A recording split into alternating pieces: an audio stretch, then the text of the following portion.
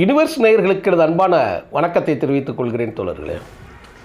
சமீபத்தில் ஒரு படம் வெளிவந்தது. அது படம் சிறைங்கிற படம். மிக அருமையான படம். தோழர் சிவாஜி கணேசன் அவர்களுடைய பேரன் அந்த படத்தில் நடிச்சிருந்தார். அதுக்காகவே நாம் விமர்சனத்தை நம்ம பண்ணோம் நம்மளுடைய யுனிவர்ஸ் சேனலில். அதுவும் போக தமிழர்களின் மேதகு தலைவர் அவர்களுக்காக உலகில் முதல் முறையாக தீக்குளித்த அப்துல் ரஃபீக் என்கின்ற தோழருக்காகவும் அஞ்சலி செலுத்தும் விதமாகத்தான் நான் அந்த காணொளியை பதிவிட்டேன். அதுதான் உண்மை. ஆனால் அந்த விஷயத்தில் ஒரு செய்தி நான் சொல்லியிருப்பேன். விக்ரம் பிரபு அவர்களை பற்றி பேசுகிற போது நான் சொன்னது, நடிகர் திலகத்தின் வீட்டில் இருந்து பிரபு அவர்கள் சென்று விட்டார். அவருடைய காலம் திரைத்துறையில் அவர் அப்படியே இருக்கிறார். ஆனால் ஒரு நடிப்புக்கு சிகரமாக இருக்கக்கூடிய நடிகர் திலகத்தின் பெயரன் மீண்டும் உயிர் பெற்று வருவதை எண்ணி மகிழ்ந்தே தான் நாம் காணொளி போட்டோம். அதில் சிவாஜி கணேசன் அவர்கள் எப்படிப்பட்ட சூழலில் இருந்து அவர் அரசியலுக்கு உள்ளே வந்தார், அவருக்கு அரசியலில் என்ன நடந்தது என்று மட்டும் நம்ம பேசணும் அப்படின்னா குறைந்தது உங்களுக்கு 1000 பற்றி கூட நம்ம பேசுகிறதுக்கு செய்திகள் அவ்வளவு இருக்குது. ஒரு ஒட்டு உண்ணியாக, ஒரு மூட்டை பூச்சியாக நடிகர் திலகம் சிவாஜி கணேசன் அவர்களின் புகழையும் உழைப்பையும் படைத்தையும் காங்கிரஸ் கட்சி என்கின்ற ஒரு மாபெரும் கட்சி கபலீகரம் செய்துவிட்டது.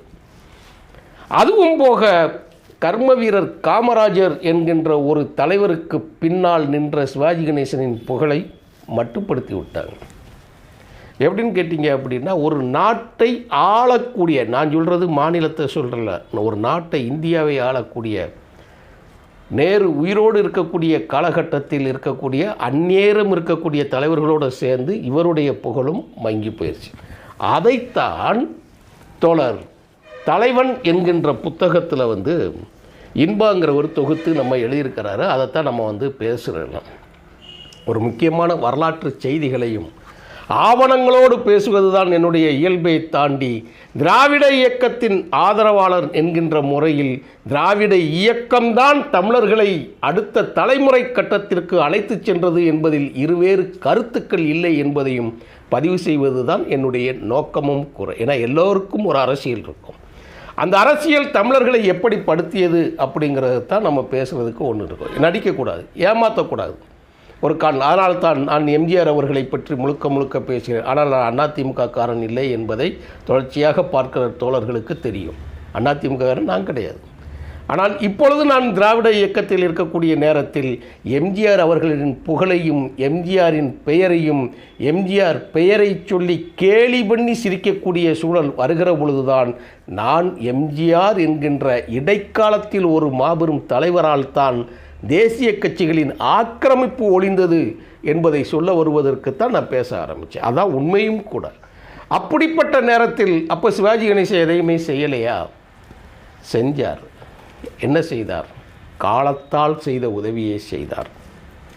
செய்த பாவத்துக்கு பலிபீடம் செய்வதைப் போல அவரே சொன்னார். நான் சிவாஜி கணேசன் இந்த வார்த்தையை நான் தெரிஞ்சுதான் நான் சொல்கிறேன். செஞ்ச பாவத்துக்குன்னு சொல்லி ஒரு தோழர் கேட்குறாங்க. சிவாஜி கணேசன் அவர்கள் இயக்க ஆரம்பிச்சிட்டார். மற்ற சூழல்களில் போய்கிட்டுருக்கு. காங்கிரஸிலிருந்து விலகி நீங்கள் மறுபடியும் போய் நீங்கள் ஜனதாதளத்தில் போய் இணைகிறீங்கள, ஏன் நீங்கள் போய் காங்கிரஸோடு சேரக்கூடாது? அப்படி மீண்டும் காங்கிரஸோடு ஏன் சேரக்கூடாது என்கின்ற கேள்வி வருகிற போது சிவாஜி கணேசன் சொன்ன வார்த்தையை நான் வாய்ச்சி காட்டுறேன். நானாக சொன்னால் நீங்கள் தப்பாக எடுத்துருவீங்க, அதனால் வாய்ச்சி காட்டுறேன். வழக்கத்தை போல் நான் சொல்லி இந்த இதுகளில் நான் வாய்ச்சி காட்டுறேன்.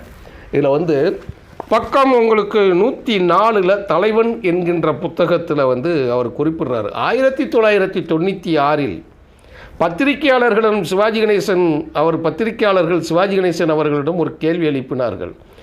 எந்தவித யோசனையும் இன்றி சிவாஜி கணேசன் அவர்கள் சொன்ன பதில் என்ன தெரியுமா அப்படின்னு போட்டு அவங்க போட்டிருக்காங்க, வாந்தி எடுத்து விட்டேன், மீண்டும் அதை எப்படி சாப்பிடுவது, இது நியாயமா அப்படின்னு சொல்லி ஒரு கேள்வி கேட்டார். எந்த காங்கிரஸுக்காக உழைத்தாரோ, எந்த காங்கிரஸுக்காக தன் புகழை, தன்னுடைய பணத்தை, தன்னுடைய நேரத்தை செலவிட்டாரோ, அந்த காங்கிரஸ் கட்சியோட ஒப்பீடு எப்படி இருந்துச்சு தெரியுமா? இதுதான் உண்மை. வாந்தி எடுத்துட்டேன். அந்த வாந்தியை போய் நீ திருப்பி சாப்பிட சொன்னால் அது என்ன சொல்கிறதுக்கே அருவருப்பாக இருக்கு இல்லையா? அப்படிப்பட்ட கேவலத்தோடு தான் காங்கிரஸ் கட்சியை வந்து சிவாஜி கணேசன் அவர்கள் வந்து சேர்த்தார். ஏனெனில் சென்னையில் சிவாஜி கணேசன் அவர்களுக்கு வைக்கக்கூடிய சிலையை தடுத்தவர் இங்கே வேறு யாரும் கிடையாது. நீங்கள் நல்லா தெரிஞ்சுக்கணும். மேடம் ஜெயலலிதா அவர்களோட சம்பந்தியாக சிவாஜி கணேசன் மாறிவிட்ட காலத்தில், ஜெயலலிதா அவர்கள் முதலமைச்சராக இருக்கக்கூடிய காலத்தில் சிவாஜி கணேசன் அவர்களுக்கு ஒரு சிலை வைக்கப்பட்டது. அந்த சிலை சென்னையில் வைக்கக்கூடாது என்று போராட்டம் பண்ணியவர் காங்கிரஸ்காரன். அதைத்தான் சொல்லி இன்பா அவர்கள் வருத்தப்படுறாங்க.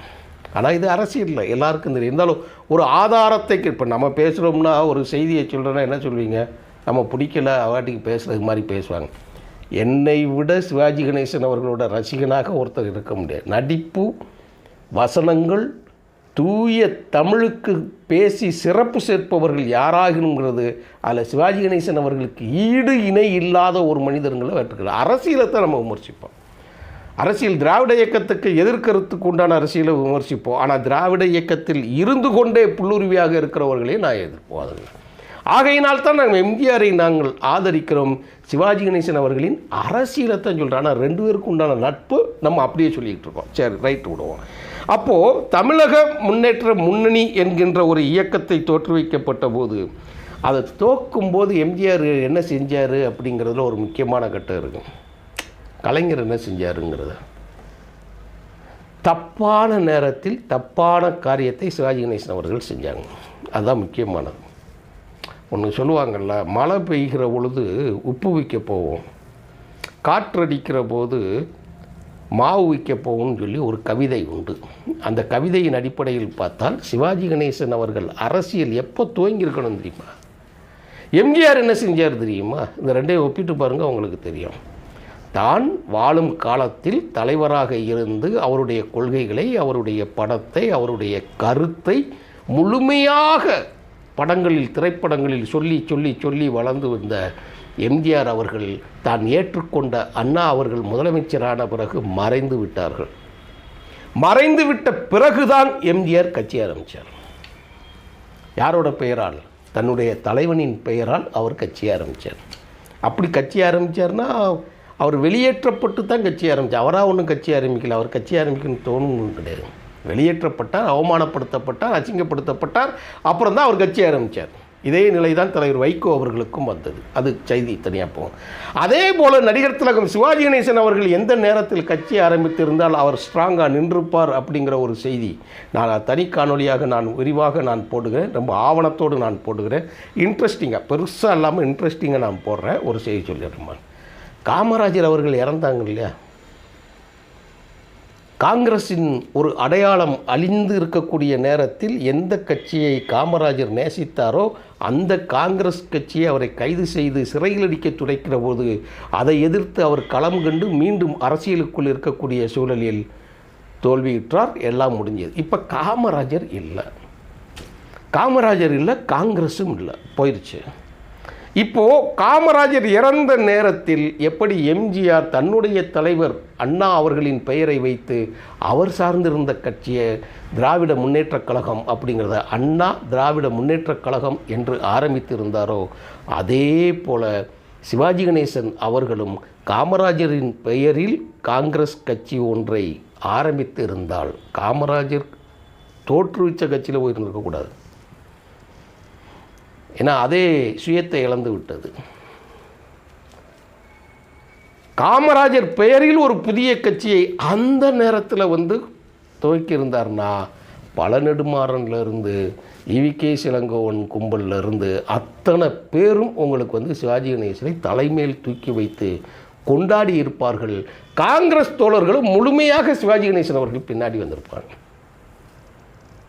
ஆனால் சிவாஜி கணேசன் என்ன செஞ்சார் தெரியுங்களா? எம்ஜிஆர் இறந்த பிறகு தான் கட்சி ஆரம்பித்தார். அதுதான் ரொம்ப முக்கியமானது. ஆனால் அதோட விளைவு தமிழ்நாட்டிற்கு ஒரு மாபெரும் ஒரு இருட்டு சூழலில் இருந்து, இருண்ட காலத்திலிருந்து மீட்டெடுத்த ஒரு மாபெரும் தலைவனாக சிவாஜி கணேசன் அந்த இடத்துல இருந்தார். அதனால தான் சொன்னேன், செய்த பாவத்திற்கு பழி தின்கிறது மாதிரி.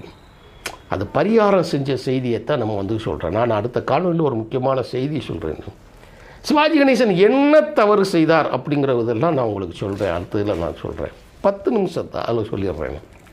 இப்போது எந்த கட்சியை அவர் தலையில் தூக்கி கொண்டாடின அந்த கட்சி தான் அவருக்கு சிறந்த நடிகர் என்கின்ற விருது கிடைப்பதை கூட தடுத்த கட்சி காங்கிரஸ். முதல் மரியாதை படத்து அவருக்கு சிறந்த நடிகர்னு சிவாஜி கணேசன் பட்டமே கொடுக்கலாங்க. எம்ஜிஆர் வாங்கிட்டார், ரிக்ஷாக்காரனுக்கு பாரத் பட்டம் வாங்கிட்டார். சிவாஜி கணேசன் அவர்களுக்கு கிடைக்கவே இல்லை. அதனால தான் எம்ஜிஆரே சிவாஜி கணேசன் அவர்களுக்கு விழா எடுத்தார். நான் அடுத்த காணொளியில் சிவாஜி கணேசன் செய்த என்ன தவறு, எம்ஜிஆர் செய்ததில் என்ன ப்ளஸ் அப்படிங்கிறத சொல்லுகிறேன் தோழர்களே. நன்றி, வணக்கம் தோழர்.